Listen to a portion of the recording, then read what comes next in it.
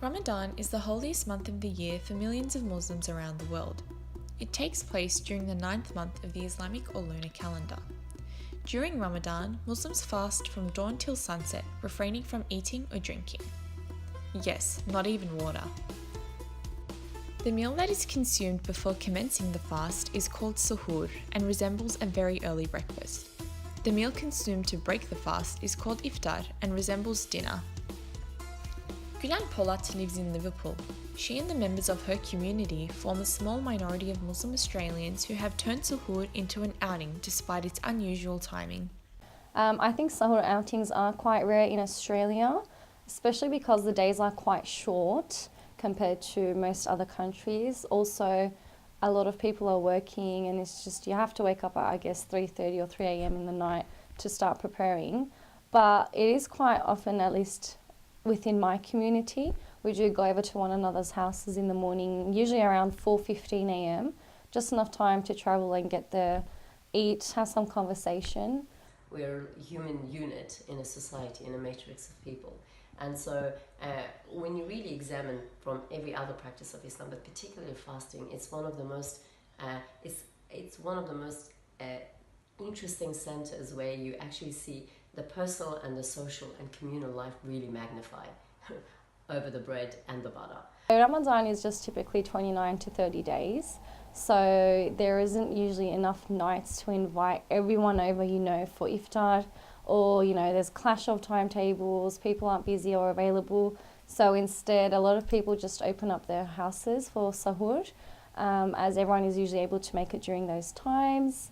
So yeah, I guess that's how it just started for me. People said, why not come over in the mornings? And that's how it all started.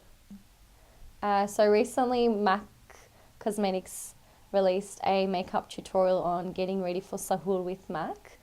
So basically, they were just dolling up a girl's face with makeup, eyeshadow, lipstick, mascara, the whole lot. And it became a laughing stock in most Western countries, for Muslims living in Western countries. I guess because we're not used to it, we've never seen anyone put in such, detailed emphasis on preparing for sahur.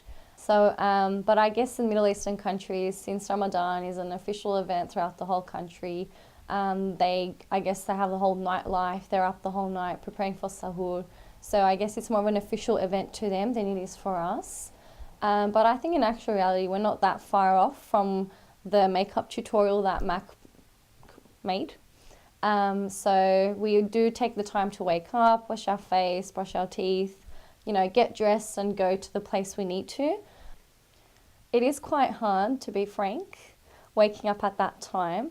But I think once you are there, that feeling you get is very hard to describe. It's sort of like everyone uniting for just one reason and you're all at peace. So beginning an act of worship with people we love makes it more pleasurable and enjoyable, especially when kind-hearted people invite us over to their houses. God loves it when we share, and it is highly encouraged in our religion to open up our houses to one another, feed those regardless if they need to be fed or not. It's just highly encouraged in our religion. Here in Australia, Muslims have their iftar meal after fasting for almost 12 hours. And so in fasting, when you do have your iftar, it's meant to be celebrated with people.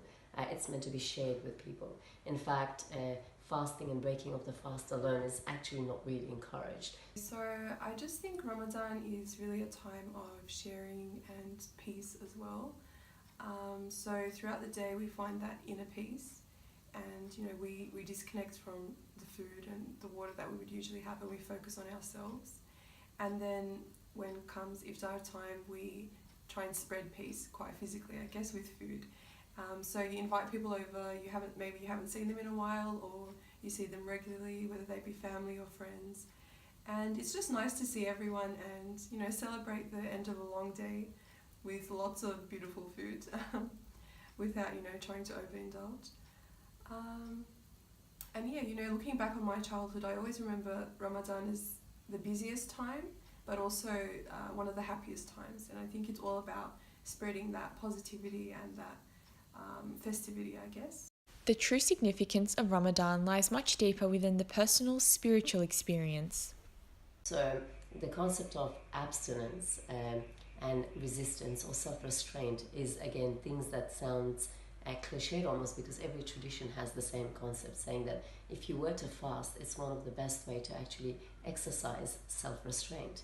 And Islam is no exception to this same wisdom. This ancient wisdom is completely packaged in this Ramadan. Also, in the larger scheme of this community sort of idea and consciousness, when you actually fast and you experience hunger, you know now, not in a sympathetic level, but more on an empathetic level, what it is to be hungry.